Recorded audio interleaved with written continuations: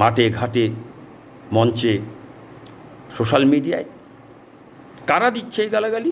দেশের ও রাজ্যের প্রধানদের, বিখ্যাত ব্যক্তিত্বদের, মহাপুরুষদের।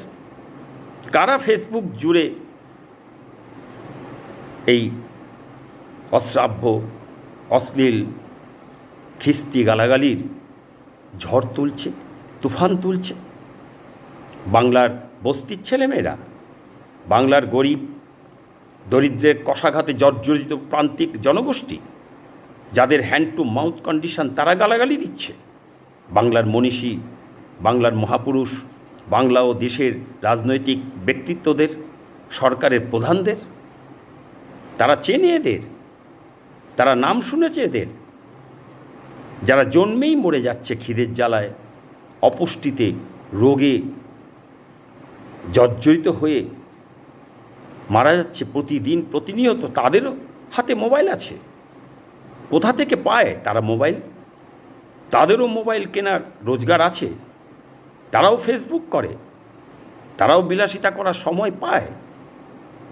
আমরা যখন দেখি ফেসবুকে গালাগালি করে the greatest phenomenon of the world, সে যে ঠাকুর অনুকূল চন্দ্রকে, বিশ্বের সর্বশ্রেষ্ঠ আশ্চর্য,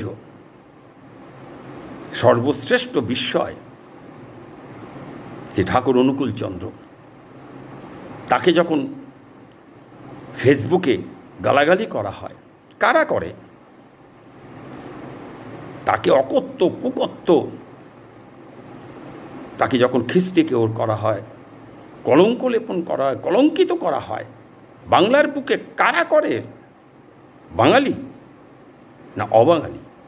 ফেসবুকে আপনারা নিজেরাই দেখে নেবেন কারা শ্রী ঠাকুর অনুকূল চন্দ্রকে, যার গোটা বিশ্ব জুড়ে বর্তমানে 10 কোটি শিষ্য ছাড়িয়ে গেছে, পশ্চিমবাংলায় 1 কোটির উপর, সেই শ্রী ঠাকুর অনুকূল চন্দ্রকে কারা গালাগালি করে? ভালো করে একবার দেখবেন বাংলায় ফেসবুকে প্রচণ্ডভাবে কারা আক্রমণ করে, নারী পুরুষ। যাই হোক, এই গরিবদের কথা বলছিলাম, তারা করে, তারা ফেসবুক করে, তারাও বিলাসিতা করার সময় পায়।